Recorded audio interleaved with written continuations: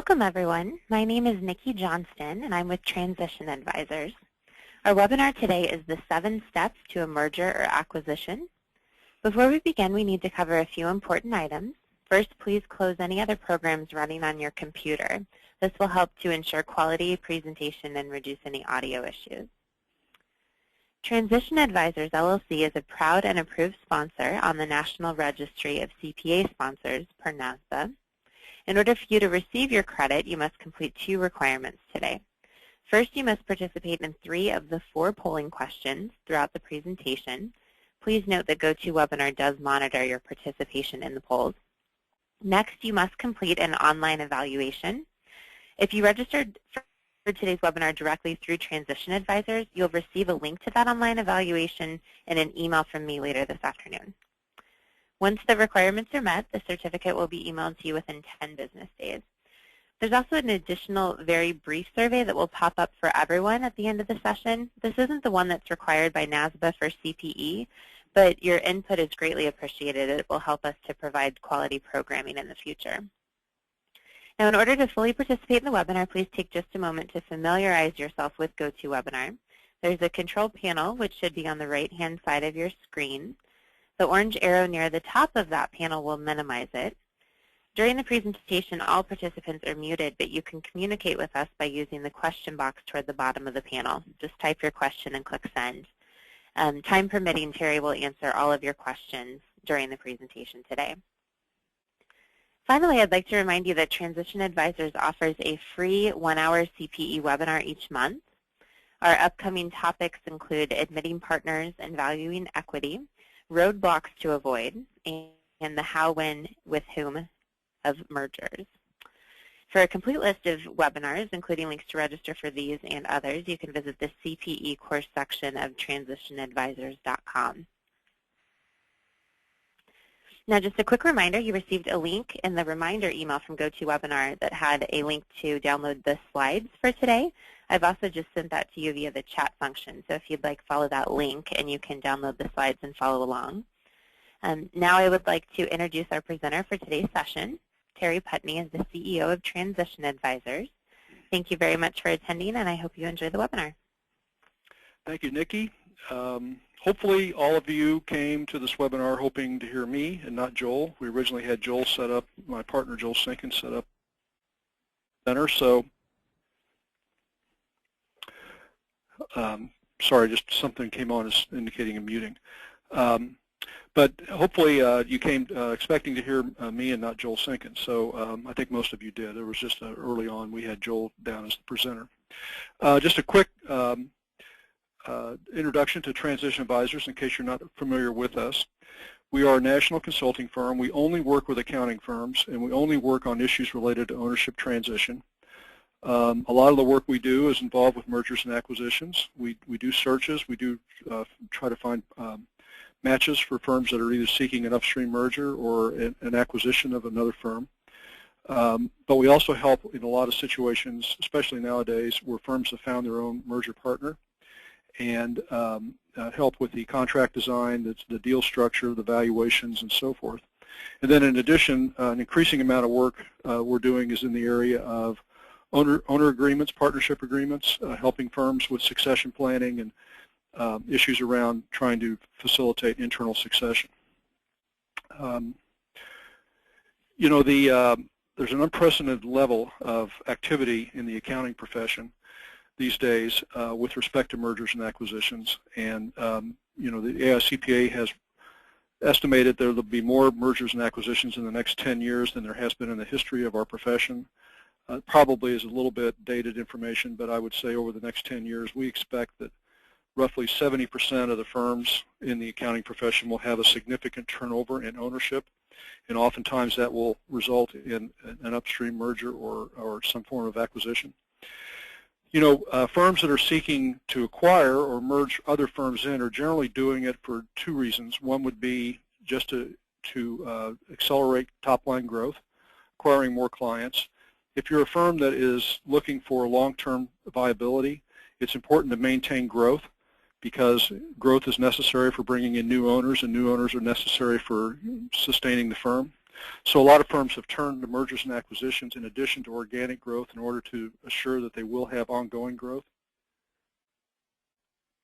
The other reason is, excuse me, is for strategic reasons, geographic expansion, elevating the brand in a certain market, acquiring specialized talent, and so forth. If you're on the side of the transaction where you're seeking an upstream merger or a sale, then generally, by far, the most popular reason for doing that nowadays is the succession for some or all of your partners. If you're a sole proprietor, obviously you're the only partner. And also then, but some firms are also seeking for other strategic objectives. Maybe you've got clients that you feel like you can't offer as many services to as you'd like to, and know that if you don't provide those services, you may lose those clients. You may have a specific client that's grown to such a large level that you don't feel like you're the best solution for them anymore, and you need to affiliate with a larger firm in order to retain that client. Or what we hear increasingly is, there's just too much. I'm wearing too many hats. I'm not doing all the things I'd like to do as much as I'd like to do them. I'd like somebody to take some of these responsibilities off my hands so I can focus on client service or a specific area of client service. But generally, if you're merging up or selling, it's usually to solve a problem. Something is not quite right, and you want to try to fix it. Why is this important?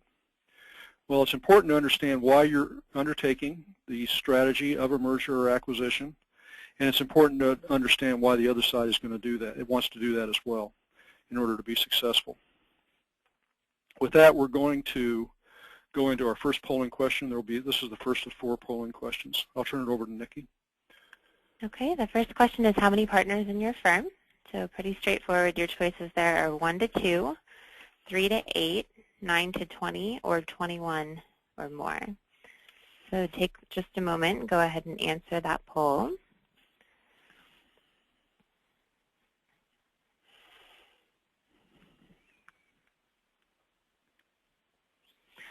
Okay, it looks like we're having difficulty with the poll here.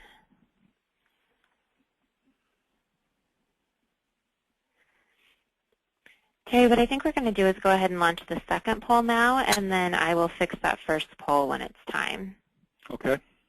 So what do I do? I'm taking care of it. So we've got a different poll on the screen here, folks. This one says our current level of interest in M&A is, and your options here are experienced at M&A and currently looking, never done a deal but actively looking for one, not sure if we should do a deal but are intrigued, or not sure. So again, as Terry mentioned, this is the first of 4 polling questions, and you need to answer at least 3 in order to get your CPE credit.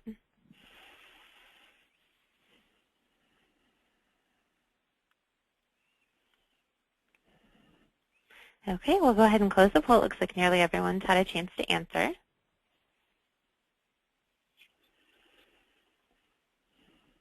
And the results are there on the screen, so it looks like we've got a pretty even split. 40% indicate they're not sure, and then all 3 of the other answers got an even 20%. Okay. Well, hopefully we can intrigue those of you that are not sure to maybe make a decision which way you want to go, because obviously you must have a notion that that's something you should be looking at. The rest of this webinar, we're going to focus on the 7 steps that you have to go through in every deal, and we're going to talk about each of those steps in as much detail as the time will allow to help you understand how to execute a merger or acquisition. And we're going to look at this both from the standpoint of the firms that are potentially the acquiring firm, and from the standpoint or the perspective of the firm that might be acquired. The 7 steps basically are your upfront planning session, identifying and contacting candidates, conducting your introductory meetings, the first meetings that hopefully, if the deal is going to work, will lead to an offer, how to conduct due diligence, both from the standpoint, again, of the acquiring firm and the acquired firm, the contract, and then the transition plan. The upfront planning, it's really important to understand, again, what kind of firm will help you achieve these goals. So the first thing, of course, as we led in with, is to understand what your goals are. An example of this would be if you're in a firm that's looking to acquire another firm, and the reason why you're doing it is because you want to strengthen your bench Most firms nowadays, unfortunately, the vast majority of firms are going to have to deal with some kind of succession pressure in the future. And we hear from a lot of firms that are looking to acquire other firms that they're doing it in order to grow, in order to make themselves stronger so that they can continue on as their partners retire out. Well, needless to say, if that's your goal and you acquire a practice that has all the partners leaving in short order, then you may or may not achieve your goal. Now, you might achieve your goal because you have partners on your bench or near partners on your bench, and you can grow your practice and make room for those partners to come in, and therefore it may be very appropriate for you to acquire a firm where all the partners are leaving. But on the other hand, if you're looking for talent at the partner level and then nobody's going to stay, obviously you haven't achieved your goal. So that's a very simple example, but in every case, you want to understand what strategic objectives you have for any merger or acquisition that you're undertaking, so that you make sure you're talking to the right firm, and you also know what success should look like in the event that you actually do a deal. Think about the type of deal that will make it happen. An example is if you're a firm that is looking to have the partners of the firm you're acquiring stay on and help execute your strategic plan. Let's say, for instance, you're acquiring a practice and you're going to open a new office in a new market with that firm. Well, if everybody's going to leave in the next 2 or 3 years, that management team is not going to be in place for you. Or if you're going to have people that are actually responsible for executing your plan, it's unlikely they're going to be very good at doing that if they're just employees of yours. So it may very well be the case that the best deal for you is a merger with that firm, so that the partners you're bringing on, at least some of them, will be in the same position that the owners in your firm are in. I see that as a mistake a lot of firms do, is they think, I don't want any more partners, but they want people to behave like partners after the acquisition. And then finally, make sure everyone in your firm understands the goals that you've set. Your worst case scenario is that you could negotiate a deal, bring it back to your partners and find out that they don't want to do that deal. They shot it down, and it turns out you never really talked about what you were trying to accomplish. And again, that's a mistake I often see firms do, is not communicating within their partner team what they're trying to do. If you're selling or merging up, decide when to start. Allow enough time for a proper transition. We use as a rule of thumb that it takes at least 2 years to properly transition a client relationship from a trusted advisor to someone new. So therefore, if you're looking for the best kind of outcome from your deal, if you're selling or merging up, you want to make sure that you've given yourself at least 2 years in advance of when you're going to start slowing down substantially or retiring in order to make that work. Understand that acquiring firms don't like to take on too much transition. We're hearing from acquiring firms that they don't want to work with a particular opportunity because the partners are leaving too soon after the acquisition. They want to have a smooth transition. And then finally, consider the special circumstances that you might be in that will take longer. For instance, if you have a highly specialized practice, so you have a particular niche or a particular manufacturer or particular industry that you're focused on, it may take longer to find a good match for you. Even though it may be a very good opportunity, if you do find a good match, it may take a longer time in order to find the firm that's the right firm for you to affiliate with. Also, if you're in a smaller market where there's not going to be a lot of firms that might be interested in that market, give yourself plenty of time to find the right fit, because most of the firms that you might think would be interested may not be interested in being in that particular market. Again, if you're selling or merging up, make sure that you have in advance a summary of your practice that's ready for any firms that you talk to look at a high level, so that they understand whether or not you could be a potential good fit for them. And these are the areas of practice that we generally start with when we're introducing firms to each other, just to make sure that there's some kind of fit. The types of clients and services that you offer. If you're talking to a firm that's mostly an audit firm and you do no audits, obviously there's not a good fit there. If most of your clients are 1040 clients and you're talking to a firm that has very few 1040 clients, it's unlikely they'd be interested. Rates and levels of fees. You know, again, this is one of those key areas. If the firm you're talking to, the partner rates are at, say, over $300 an hour and your partner rate's $175, there's a decent chance that's not a good fit.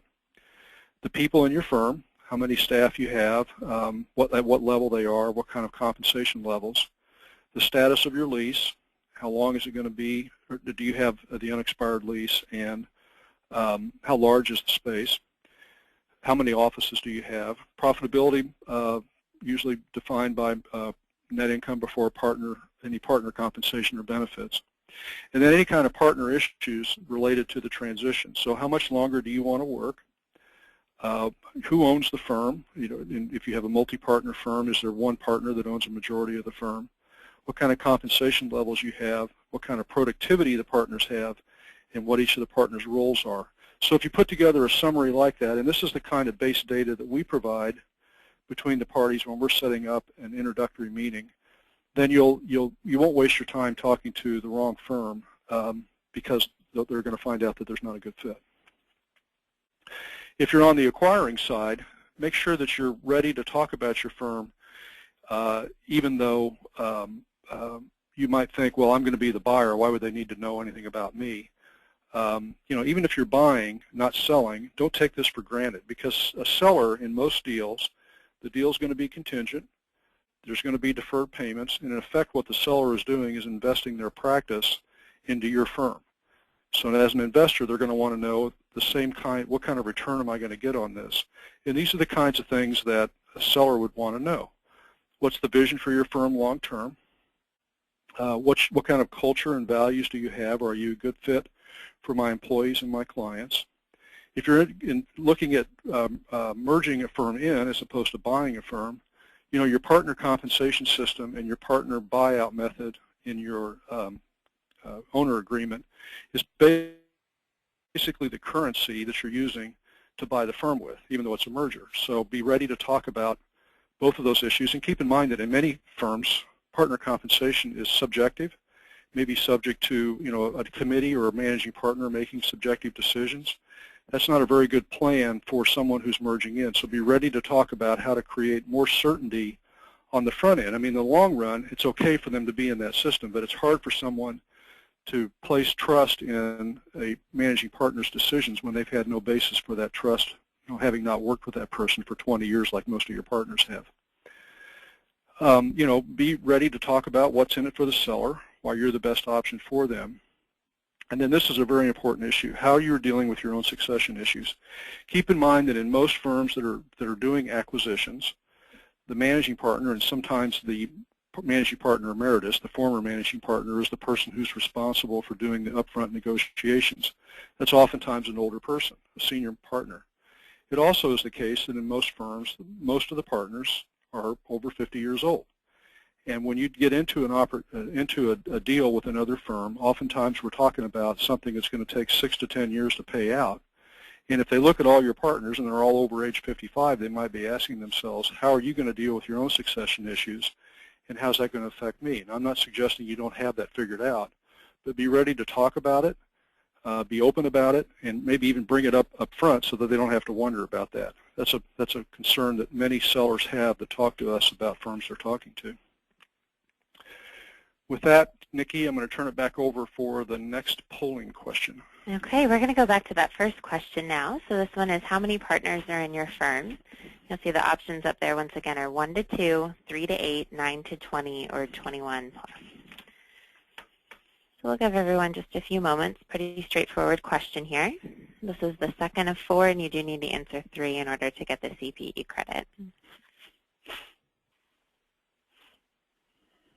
Okay, it looks like nearly everyone's voted, so we'll go ahead and close that poll. Terry, it looks like 74% of the folks on the call today have 1 to 2 partners, another 15% are 3 to 8, and then just a small 5 and 6% respectively for those larger numbers. Okay. All right, so the next step, of course, is to identify and contact clients or candidates. And at this point, you have to decide, am I going to do this on my own, or am I going to work with an advisor such as ourselves? I'm going to go through this as if you're going to do it on your own. If you work with a firm like us, then this is one of the key things that we're able to do, is to bring you candidates that potentially you could be talking to. We have a lot of techniques, and I'll go over what some of those are for doing that, but I'm going to assume at this point that you're going to do it on your own. The first thing to understand is to define the criteria for who you should be talking to based on size, services, and special needs. So, for instance, rule of thumb would be that if you're looking to be acquired, and say you're $1 million practice, your best candidates are going to be in the $3 to $5 million range. That's generally what we see fits well. It doesn't mean you couldn't merge with a firm the same size. It doesn't mean you even couldn't merge with a firm that's smaller if the circumstances were right. But generally, that's what we're seeing. So normally, you'd say, well, I should be probably targeting firms in that size. It doesn't also mean you couldn't merge with a $20 million firm. But generally, just try to define what you think is going to fit your situation based on your size, the types of services you offer, and any special needs that you have because of licenses or because of special services you offer. Develop a database of candidate firms. That's one of the things we have an advantage on, is that we have virtually every firm in the country in a database, and so we can identify all the firms that are potential fits for you. Doesn't mean that we have a relationship with all of them, but it means that we can identify pretty much the total population. You can do the same thing yourself based on lots of lists that are usually public lists that are available. Try to avoid relying on serendipity, and this is what I mean by that is stumbling into opportunities. So, waiting for someone to give you a call or waiting for someone to say, hey, you know what, we ought to talk about a merger, and that's at that point, that's when you start the process. Ideally, you're considering a larger population than just things that you happen to run into. And one of the most important things is to lose your preconceived notions about firms you know. My background is that I was the managing partner of the second largest firm in Kansas City until 1998 when we sold our firm. And our biggest competitor in that market was Mayer Hoffman McCann, who many of you have heard of. And Mayer Hoffman McCann was our arch competitor. And of course, as a result of being an arch competitor, we developed an attitude about their culture, which is probably negative, thinking, well, they're no good because they're beating us all the time in every deal that we try to compete with them on. And so that negative impression might have led us to think we shouldn't do a deal with Mayer Hoffman McCann. And I hear that all the time from firms who say, I wouldn't do a deal with so-and-so, and it turns out they've just been competing against them for years. So oftentimes your preconceived notions are based on little information and not facts, and I encourage you to jettison those and not use those as criteria. Think about how you're going to contact potential candidates. One would be your professional network. This would be your state society or peers within the profession. Don't be afraid to say, hey, I'm interested potentially in talking to firms. Do you know anybody that might be interested? Third-party introductions would include bankers and lawyers and so forth. Of course, you could work with a consultant as well. Direct contact, if you've developed a list of firms that are potential firms to talk to and you've developed some preliminary information about them, don't be afraid just to give them a call or say, hey, how about we go to lunch and talk about how things are going for your firm and ours. One of the things we see that's not working very well now is certain firms are in the business of trying to do acquisitions on a regular basis, and they're sending out letters. And I hear that all the time from potential firms, I keep getting this letter from so-and-so, and I haven't really responded. It seems like that's not as effective as it used to be. Transition advisors, we spend an awful lot of time just doing this kind of searching, and so we're involved in doing, meeting people through webinars like this, meeting people at trade shows. We have over the years just developed a lot of contacts with firms. So we're able to get into a lot of create introductions with firms that you probably wouldn't even know about. I'm not obviously trying to sell you on using us today, but there are a variety of different ways to make contact with firms, and one of the things that a consultant can do is potentially introduce you to firms that you wouldn't find on your own. Okay, when you get into your meetings, what are the issues that you should be addressing? Well, the first question is how many introductory meetings should you have? Second is what information should be exchanged? What should you be discussing at those meetings? And where should the meeting be held? First, how many meetings should you have? I would have to say that I see a lot of times firms get into what I might call meeting-itis, where they just keep meeting and they keep meeting and they keep meeting, hoping something's going to happen, that somebody's going to say, okay, should we go to the next step? I would say if you've had more than 2 meetings, introductory meetings, it's an indication that there's a procrastination problem on the part of at least one of the firms. At the most 3. 3 would be the absolute most. And I'll tell you why you should ever get to 3. The first meeting might be just a very preliminary kind of lunch type meeting. Hey, let's get together and see if either one of us is even interested in talking to each other.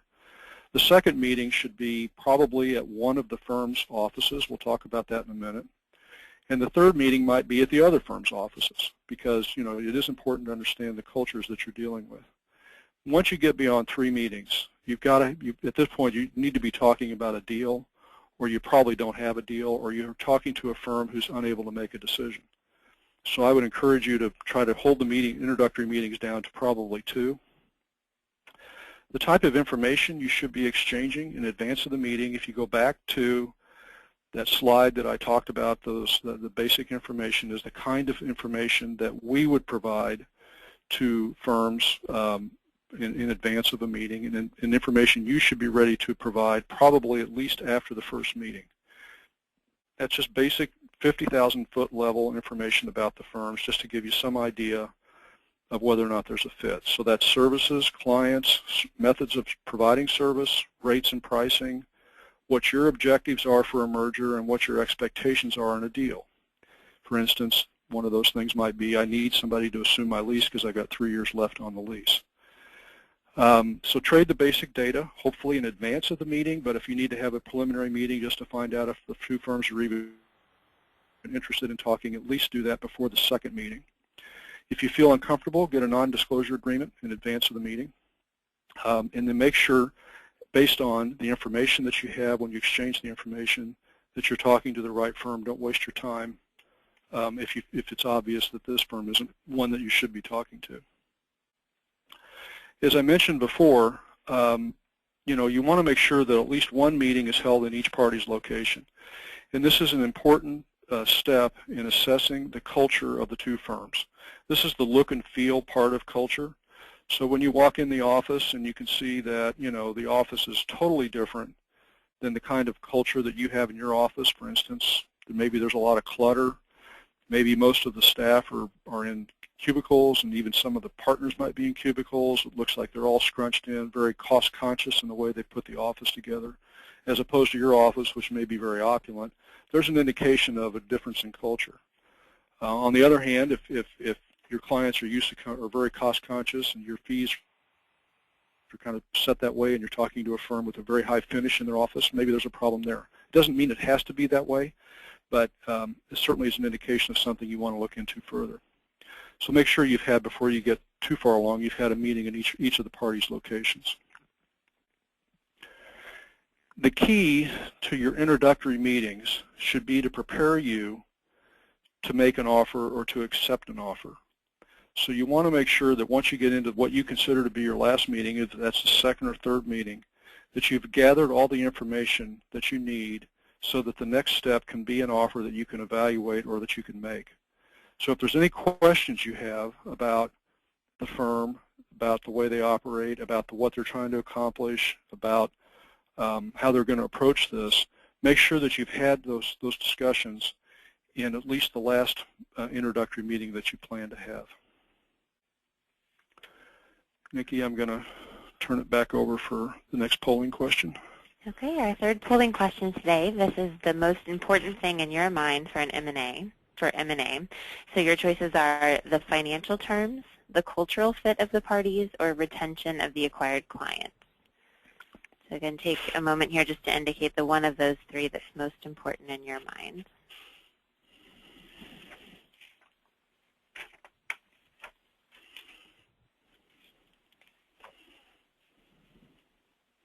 I'll leave it open for just a couple more seconds.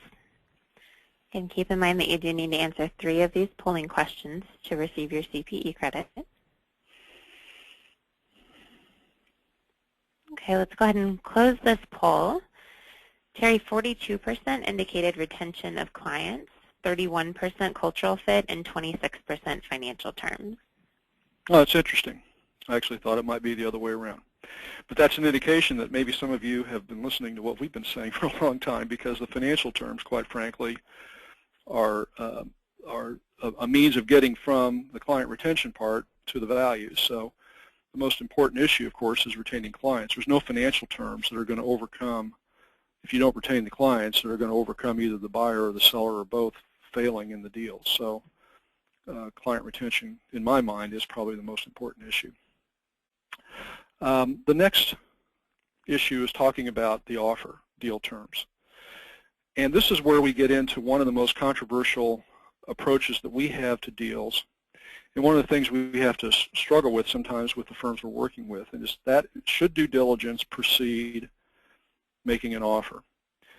You know, the first time that you talk to a firm, even the first phone call you make, you're actually conducting due diligence. Due diligence is an assessment of all the different issues that are going to make your deal successful.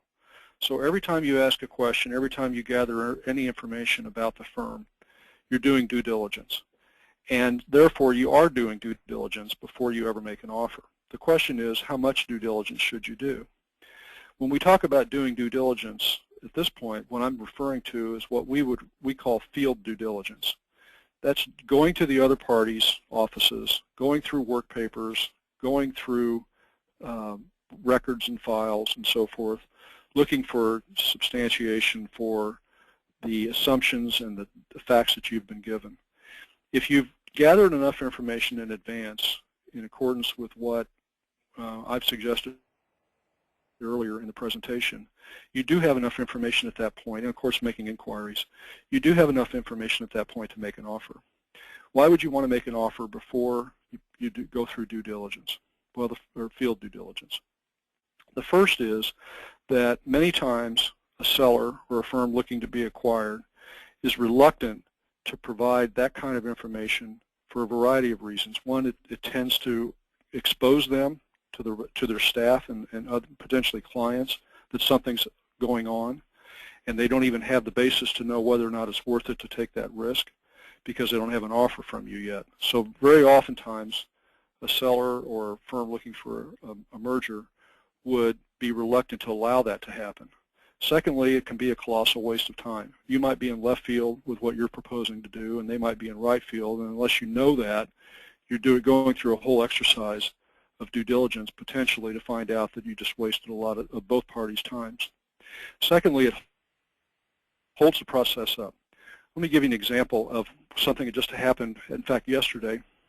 I was been working with two firms for several months now, and the larger of the two firms that was doing the acquisition had made an offer to the firm that was going to be acquired, and the firm that was going to be acquired was had a lot of questions about the offer, and it was trying to get information about it, and they finally, after about a month of not hearing back from the firm that made the offer because the managing partner apparently was too busy, they sent them a letter and said, you know what, we're putting this on hold. We've had some things come up in our practice. We've got to make some decisions about how we're going to approach this next tax season, and we can't any longer hold off on making those decisions, knowing whether or not we've got a deal here. So that's an example of time kills all deals.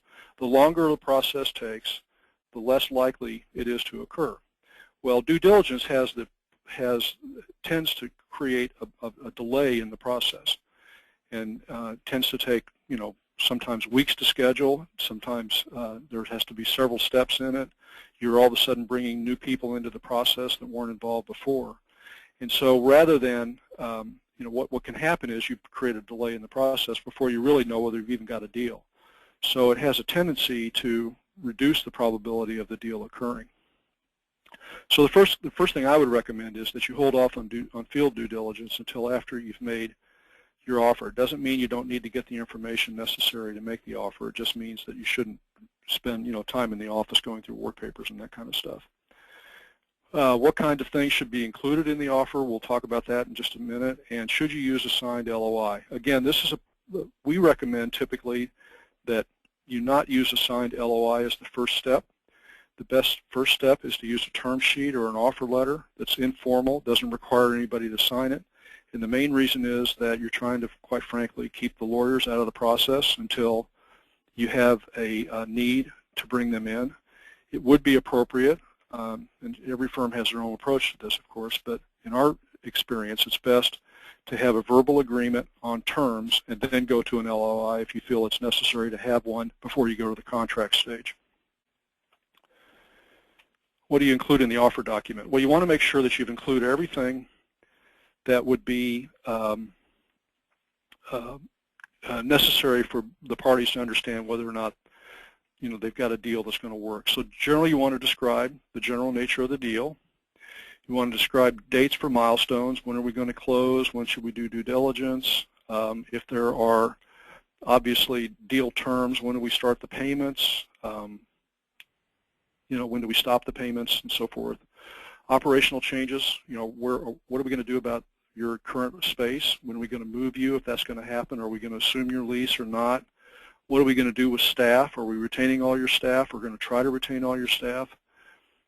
Clearly get into the issue of compensating selling owners. There's almost always going to be some compensation subsequent to the deal unless you're doing an outright acquisition or sale where there's the part that basically the owners are walking away from the practice, which is not a deal I would typically recommend. How you're going to treat working capital and other assets, being the furniture and fixtures. This can be dealt with in a number of different ways nowadays. What the buyout terms are. If you're buying, it's the pricing formula, the payment terms, how long the payments are going to be made, how you're dealing with client retention, be as specific as you can about that. The tax treatment, don't assume that everybody knows what that's going to be. I mean, I would say that more than half the deals that we see, the tax treatment is treated as consulting payments, not as an asset acquisition. Doesn't mean that's right or wrong, it just is typically what happens. What the key components are of your partner agreement. If you're merging, if you haven't provided the other party a copy of that agreement yet. And reiterate in the offer terms why this is a good deal for both parties. Try to make it not just a bullet list of financial terms. Try to go back and reiterate, reinforce why you see this deal as being a win-win opportunity. Looking at your operational and deal issues, getting into due diligence, I'm sorry. Kind of got ahead of myself. Looking at due diligence, the first area that you want to consider is your operational and deal issues. So one of the things that you want to verify is how does one firm provide service to the other to its clients as opposed to how you do it? Is that going to change dramatically? If it's a firm that, for instance, is mostly providing service over the internet, or providing service in clients' offices, or providing services in their own offices, that could be a dramatic change from how you do things. Let's say, for instance, they have all of their 1040 clients come in for an interview, and none of your 1040 clients come in for an interview. Is that going to cause a problem in transition if you try to change all those clients' service methodology to the way you do things? Looking for specific client issues. Do they have clients that you didn't know were significantly large, or clients that were maybe potentially being sold that represent a significant part of the fees, or they have clients that are in industries that you don't feel like you're capable of serving or don't want to serve because of risk or some other reason. Looking at staff census, what kind of how long have the staff been there? What are they being paid? What titles do they have? Benefit programs that the firm offers, and how does that differ from the benefit programs you're offering? Does the firm have employment agreements? If you are going to require that that all employees have employment agreements and none of their staff have employment agreements, that can cause a problem when it comes time to ask those employees to come on board. So dealing with that up front, it doesn't mean it can't be overcome. We usually do figure out how to overcome it, but it's certainly something you need to know. Looking at their equipment and technology, what kind of transition are they going to have to make? Are you going to make a large investment in new equipment? Is technology going to have to change? Can you adapt the technology that they have in place for a while before you have to make that investment? What kind of training is going to be required for the employees that come on board? And any other key operational assumptions that you've made about the practice. Looking at other due diligence issues, licensing and registration status. It's very easy to go on any state board of accountancy's website nowadays and check the licensing status of the firm and of the partners in the firm and any key employees that they have, making sure that they don't have any problems with their licenses. Obviously going through work paper reviews, how do they document their work, how much work are they doing, and how are they getting paid for that? Are they doing as much as it appears that you would be doing? And if not, what kind of problems is that going to cause in maintaining profitability? Or if they're overworking, what opportunity does that present for you? Coordination with your quality control document. For instance, their client acceptance procedures, their review procedures. Oftentimes smaller firms don't require as many layers of review, if any layers of review, compared to a larger firm, and what impact is that going to have on profitability for your firm? And of course, looking at professional liability policies and claims. Do they even have professional liability policy, and if so, what are the limits, and and then dealing with the potential for a tail policy that needs to be acquired? Have they had any previous claims, and is that an indication of a quality problem or an indication of a reputational problem, and so forth? And then finally, looking at financial and legal issues associated with the due diligence. This is where you'd look at detailed financial, historical information, tax returns. And one of the things that I find is interesting is that smaller firms tend to have less sophisticated financial information. Some of them don't even keep accrual basis financial statements. Some of them don't even have time and billing systems that are accurate and can be relied upon. So just going in understanding that may be the case, you may have to find a different way to come up with the data that you need. It doesn't mean the firm is poorly run or that the firm isn't one you should acquire. It just means they're not going to be able to provide the information the way that you're used to seeing it. Contracts and leases that you're going to assume, I wouldn't worry too much about those that you're not going to assume. Any other lawsuits beyond professional liability, again, I recommend that, and this applies to both the firm that's being acquired as well as the firm that's doing the acquisition, that you Google the key people in the firm to see what you find in terms of any kind of reputational problems that you have, any kind of lawsuits that might have come up, any kind of censuring. We had a situation happen just yesterday, in fact, where one of the firms that we were dealing with, we did a Google search on and found that there was an SEC censure for an audit that had been done by a firm that wasn't PCAOB registered, that should have been, and therefore there was a censuring that came down from the SEC. In this particular case, I think it probably doesn't cause a problem unless they're talking to a firm that's doing that kind of work. But there have been other circumstances we've run into where the kinds of things we found in a Google search, indicated fraud or something like that that would be a problem for any firm acquiring them. Last polling question. I think this is the last one. It is, yes. This is the fourth polling question. Again, you have to answer 3 in order to get your credit. This one is, in the next 5 years, my firm is likely to, and you can indicate acquire a smaller firm, merge with a similar size firm, merge into a larger firm, sell, or you're not sure. So we'll give everyone just a few seconds here. Take a look and indicate the answer that applies to them.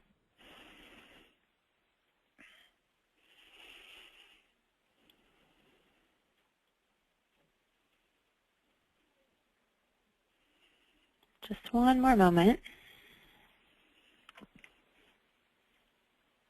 Okay, we'll go ahead and close this poll. 56% said that they're not sure. 22% acquire a smaller firm, and then 5%, 8%, and 9% for the other 3 options. Okay. I don't know whether the not sure means you're becoming less sure, or whether from our first question, or whether you're becoming more, just this is the way it always was. We do have a question from the audience here. Currently in talks for a merger. My firm does not bill clients by the hour, but agreed upon monthly or quarterly fee. We also therefore do not track hours. How do you suggest I provide information on billing rates and billable hours?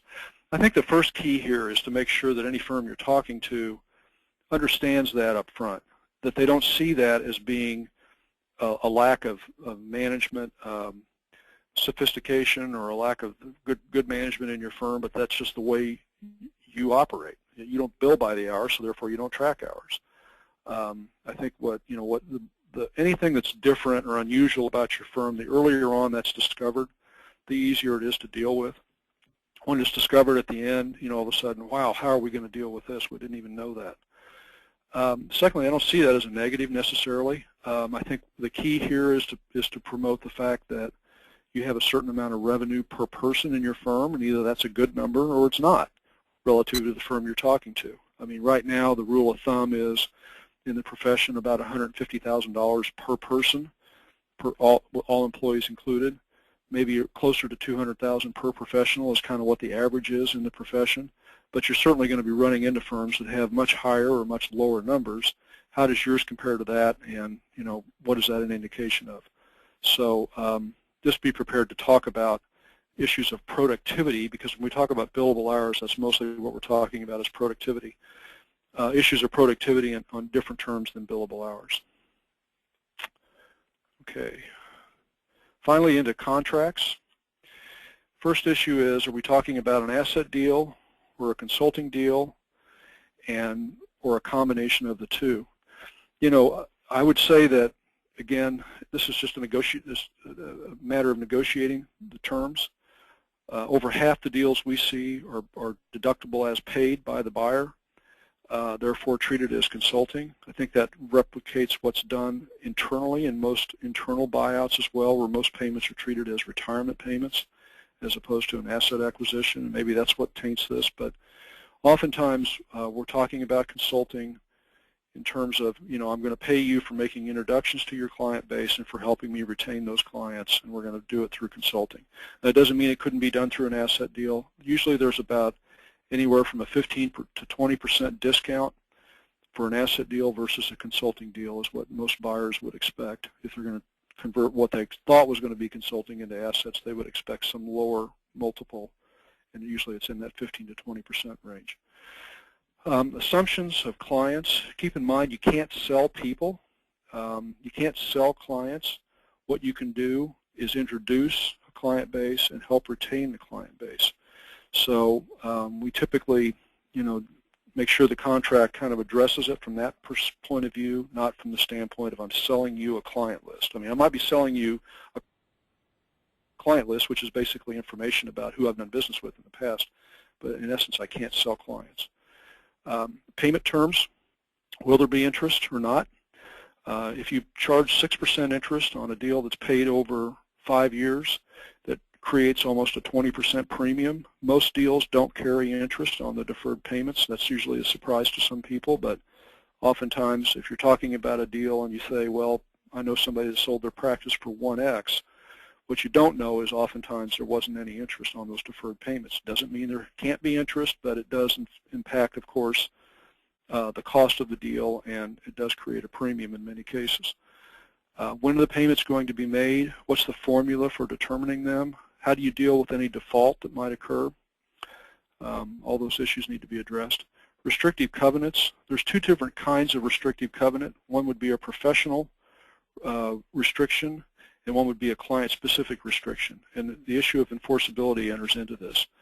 Generally, professional restrictions, the longer they are, the broader area they cover, are harder to enforce. A professional restriction would say you cannot practice as a CPA within this particular area for this particular time unless you're working at our firm. The courts would say we're talking about a 10-year restriction that's nationwide. Most courts would find it difficult to enforce that type of agreement. On the other hand, if we're talking about a client-specific one which says the clients you sold to me you can no longer provide services to for a specific period of time, and certainly 10 years is one that would probably be enforceable, the courts will generally enforce that kind of agreement. So understanding the difference between the two types of restrictive covenants is important. I do think professional type restrictions are appropriate, but generally not for more than, say, 2 or 3 years, and generally try to restrict them to a certain geographic area that's reasonable. Reps and warranties, of course, are more of the legal issues. Commitments, if there's been any kind of commitment that's been made between the parties, if that can be committed or can be addressed as a contractual obligation, it's appropriate to do that. But be realistic. One of the commitments that we oftentimes hear sellers ask for is that they will retain employees for a certain period of time, which makes it a contractual commitment. Well, the irony of that is that they probably didn't have the same commitment to those same employees. So generally it's difficult for a buyer to say more than, look, I'll try to hire them if they want to work for us. We'll do the best we can to retain them, but we can't guarantee anything's going to happen. Contracts, keep them as simple as possible. Agreements can be as short as 10 pages. They don't have to be 50 pages long. Make sure you're not negotiating a deal through a contract. Any kind of negotiation on terms should be done outside the contract. The contract should reflect that negotiation. The worst case scenario is for someone to say, completely change the deal by sending someone a redlined version of a contract. And also watch out for legal advisors that want to renegotiate your deal terms when they've already been agreed to. And that doesn't happen all the time, very often, but sometimes it does, and it has a tendency to really cause problems. In your transition post-deal, communicate what's in it for your clients and your staff. Emphasize what's to be gained, not lost. Minimize the amount of change that you're talking about with the client. What are the 5 questions every client asks? And this is true. I went through this myself when I sold my own practice. Are my fees going to change? Are the services you've been provided to me, are those going to change? Is the convenience of how I've been operating with you going to change? Who's going to be doing my work, and is that relationship going to change? And is this a good deal for you? And I'm looking at it from the standpoint of the seller having this conversation. If you can answer all of those 5 questions in a way that the client feels comfortable with, there's a good chance the client will support the transaction. Be prepared to have those kind of conversations. Use a script if necessary. I recommend that you do have a script available so that you're making sure you cover all the issues that a client might want to ask and how to answer those questions. Don't assume anything in the communication. Most people have a negative impression of mergers and acquisitions because the press tends to present them as in that way. Generally, they're talking about people losing their jobs as a result of a merger and acquisition. It's rare in a merger of an accounting firm that very many people beyond administrative people will lose their jobs. Make sure you create a successor for every client in the acquisition and make sure you give the transition time to work. The last thing, in order to make your deal successful, make sure there's a general chemistry between the parties. That if you're talking to somebody that you don't want to have lunch with on a regular basis, you're probably talking to the wrong person. Make sure there's a continuity of culture and continuity in the way you provide service, because that will help retain clients.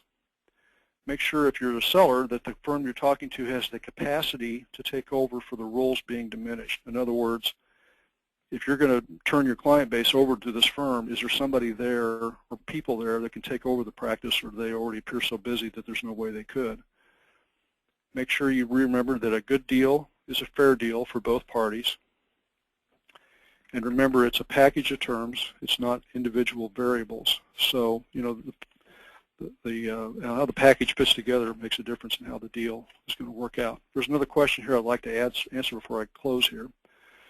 Terry, I'm sole proprietor. The ideal plan for me would be to merge with a larger firm in 3 years, keeping my current compensation after 3 years sell. Continue to work for the firm after the sell. Have you seen this before? Has it worked out? What I recommend you do is go to our website. There are a number of articles on 2-stage deals, because that's exactly what you're describing here is a 2-stage deal. And then stage 1, you continue to work for that firm full-time, generally, being paid basically at a full-time rate based on your historical compensation. And then in phase 2, even though you might continue to work on a part-time basis, maybe a per diem type role, is when you start being paid for your practice. And what that does is it creates a very powerful transition of your client base, because your client base should transition during that stage 1. But I would direct you towards those articles on our website. Finally, suggested additional information that you might look for on our website. These are webinars that we've done in the past that are recorded that you can access and listen to on the topics that we just got done with. If you have any questions, don't hesitate to send me an email or give me a call. I'll be happy to talk to any of you. With that, I'll turn it back to Nikki. Okay, thanks, Terry. We do have one question if you want to take just a moment to answer this. Happy to do that. Sure. It says, what is the going rate for an acquisition? I hear 1x collections paid out over 5 years. Depends on where you're located. Depends on all the issues related to your particular practice. I would recommend, it's hard to answer that question because I don't know your specific situation. If you were in a, for instance, if your practice was located in a market that had 20,000 people in the city, it'd be one answer. If you were in New York City, it'd be maybe a different answer. If your practice was a $500,000 practice, it'd be different than if your practice was a $5 million practice. Rather than try to answer that question exactly, I think that what you have to remember is that it's a package of terms. There are several articles on our website that we've written for the Journal of Accountancy on how to value an accounting firm. And I would direct you towards those. Go to www.transitionadvisors.com. Under Resources, there's a drop-down menu for articles, and there's a drop-down menu for valuing an accounting firm. And you'll find probably 10 or 15 articles on that issue. And I'd recommend you work through those, and then if you have any questions, or even before you do that, don't hesitate to call me. We can talk about your particular situation, and I can give you a better answer than I can give you generically here. Okay, thanks, Terry. One more question. I think this is all we have time for. It says, we just went through an acquisition and noticed that the project management was very poor. I believe management underestimated the work and effort involved. What do you suggest to avoid such an issue? Well, ideally, the people that you acquired are going to be involved with the practice going forward. If you don't have the management team that was in place before still in the practice, then obviously this has all been dumped on your shoulders, and yeah, it's a problem. That's what's so advantageous about a two-stage deal or even a merger, is you keep that management team in place. So, ideally, they could keep doing what they were doing and transition to your practice over time. But if you've been given the responsibility of taking over all the projects all at once because they're no longer there, I'd have to question, how the deal was put together.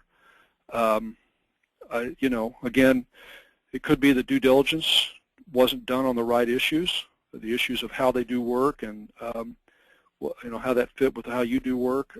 So I would look back again next time around at your due diligence, and also at the business plan that backed the deal up, and keeping the management team in place, meaning primarily the partners in place for at least a period after the deal, so that there's a smooth transition to your way of doing things.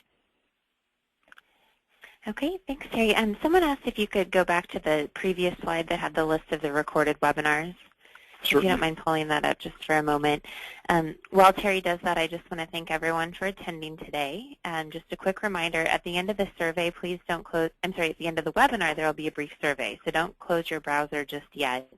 That will give you a chance to request a PDF of today's slides, as well as a list of different articles that Terry would suggest for further reading. So if you're interested in that, you can indicate so, and I'll send an email later today. Also, everyone who registered directly through us will receive an email here shortly this afternoon from me that has a link to the survey that you need to complete in order to get the CPE credit. So look for an email from me later today, also a follow-up from Terry early next week. Okay, great. Thanks so much, Terry, and thanks everyone for attending. Thank you.